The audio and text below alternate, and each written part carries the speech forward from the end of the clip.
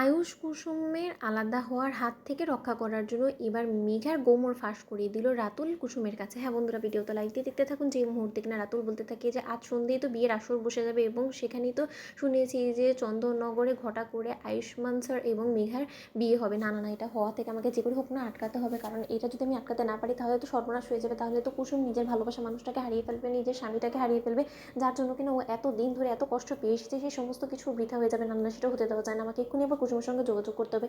ঠিক সেই মুহূর্তে রাতুল যখন কিনা কুসুমকে ফোন করে বলতে থাকে যে কুসুম, আমার তোমার সঙ্গে এমার্জেন্সি দেখা করতে হবে এবং প্লিজ তুমি বারণ করো না।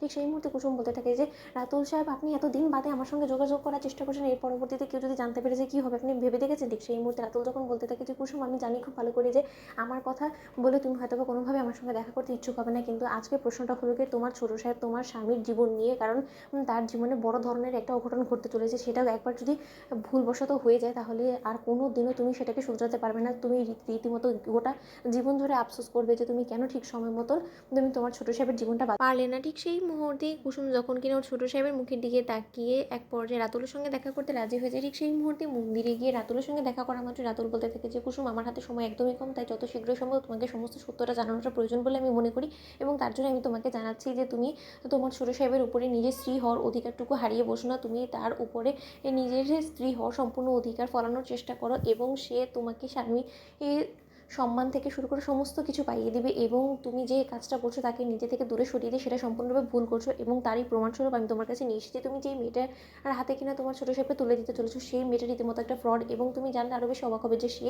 রীতিমতো দেবলীনা ম্যাডামের একটা এজেন্ট ছাড়া আর কোনো কিছুই না। দেবলীনা ম্যাডামের মা জয়িতা ম্যাডাম রীতিমতো সমস্ত কিছু শিখিয়ে পড়িয়ে দিয়েছে ওই মেঘা এবং ওর পিসিমণিকে, এবং তারা কোটি টাকার বিনিময়ে এই সমস্ত খেলা খেলছে এবং ইন্দ্রাণী ম্যাডামকে রীতিমতো বোকা বানানোর চেষ্টা করছে, এবং তাদের টার্গেট একটাই যে মেঘা ম্যাডামের সঙ্গে একবার যদি আয়ুষ স্যারের বিয়ে হয়ে যায় তাহলে এমনিতেই তারা গাঙ্গুলি হাউসে ঢোকার আরও একটা পথ পেয়ে যাবে, এবং সেই সুবাদেই দেবলীনা ম্যাডাম জেল থেকে বেরিয়ে সমস্ত কিছু আত্মসাৎ করে ফেলবে। এবং আমার কথায় তোমার বিশ্বাস না হলে তুমি বরঞ্চ এই রেকর্ডিং থেকে শুরু করে এই ভিডিওটা দেখে নাও। ঠিক সেই মুহূর্তে কুসুমকে রাতুল যখন কিনা সেই সমস্ত ভিডিওটা দেখায়, তার পরবর্তীতে কুসুম বলতে থাকে যে তার মানে মেঘা ম্যাডাম একটা ছদ্মবেশ ধারণ করে গাঙ্গুলি বাড়িতে ঢুকেছে যাতে করে কিনা সে দেবীমাকে ইমপ্রেস করে গাঙ্গুলি পরিবারের সর্বনাশ করতে পারে। যদি এটাই সত্য হয়ে থাকে তাহলে আজ সন্ধ্যেতে কোনো মতে ছোটো সাহেবের হাত থেকে সিঁথিতে সিঁদুর মেঘা ম্যাডামের সিঁথিতে কোনো মতেই এই কুসুম সরকার অন্তত পড়তে দেবে না, এবং কুসুম সরকার ও বাড়ির বউ হওয়ার সমস্ত অধিকার চিৎকার করে সকলের সামনে আদায় করেই নেবে, এবং এটা কুসুম সরকারের প্রতিজ্ঞা।